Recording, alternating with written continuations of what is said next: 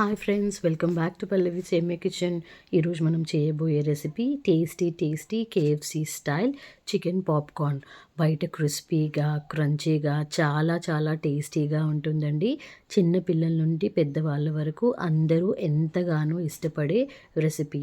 Best evening snack recipe అని చెప్పొచ్చు. తయారీ విధానంలోకి వెళ్ళిపోయే ముందు నా ఛానల్ని ఇప్పటివరకు సబ్స్క్రైబ్ చేసుకోకపోతే ప్లీజ్ సబ్స్క్రైబ్ చేసుకోండి ఫ్రెండ్స్. ఇప్పుడు ప్రిపరేషన్ ప్రాసెస్లోకి వెళ్ళిపోదాం. ముందుగా నేను ఇక్కడ బోన్లెస్ చికెన్ని తీసుకొని ఇలా చిన్న చిన్న ముక్కలుగా చేసేసుకొని పెట్టుకున్నానండి. ఇప్పుడు ఒక ప్లేట్ తీసుకొని అందులో ఒక 5 చెంచాల కార్న్ఫ్లవర్, 5 చెంచాల మైదాపిండిని వేసుకోవాలి.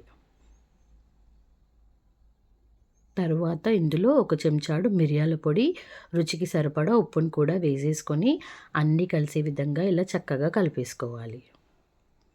తర్వాత క్లీన్ చేసుకున్న చికెన్ ముక్కలకు కూడా కొంచెం మిరియాల పొడి, కొద్దిగా ఉప్పు వేసుకోవాలండి. ఉప్పు చూసి వేసుకోవాలి, లేకపోతే ఉప్పు ఎక్కువైపోతుంది.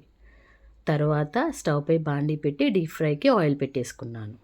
ఆయిల్ వేడయ్యేలోపు ఒక్కొక్క చికెన్ ముక్కలని ఇలా కార్న్ఫ్లవర్ మిశ్రమంలో రోల్ చేసేసుకొని చల్లని నీళ్ళని తీసుకొని అందులో డిప్ చేసుకోవాలి.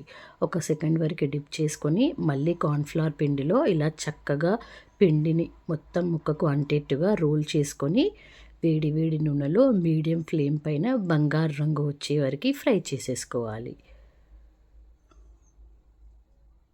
ఇలా అన్నింటినీ ఒక్కొక్కటిగా వేసేసుకున్నాక నెమ్మదిగా ఫ్రై చేసుకుంటే ముక్క బాగా క్రిస్పీగా అవుతుందండి. ఇలా మీడియం ఫ్లేమ్ పైన చక్కగా ఫ్రై చేసుకోవాలి. ఇలా బంగారు రంగు వచ్చే వరకు ఫ్రై చేసేసుకున్నాక వీటిని తీసుకొని ప్లేట్లో వేసేసుకుందాం. ఇలానే మిగతా చికెన్ ముక్కలన్నింటినీ కూడా నూనెలో వేయించేసేసుకోవాలి.